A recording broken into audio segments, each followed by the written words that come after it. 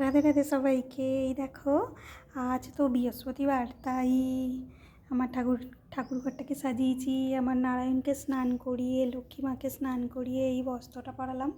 কেমন লাগছে বলো সবাই। তারপরে এই দেখো, এই মাকেও স্নান করিয়ে বস্ত্র পরালাম। আর আমার গোপুসোনাকে দেখো, আর পুরো ঠাকুরঘরটা দেখো। রাধে রাধে।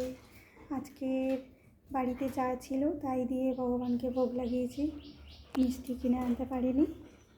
যাই হোক, মা একবার ভোগ দিয়ে দিয়েছে, আবার এখন স্নান করিয়েছি তো, করিয়ে আর এই ভোগটা এখন আমি দিলাম। এখন 2টো বাজতে যায়। এখন এবার আরতি করব।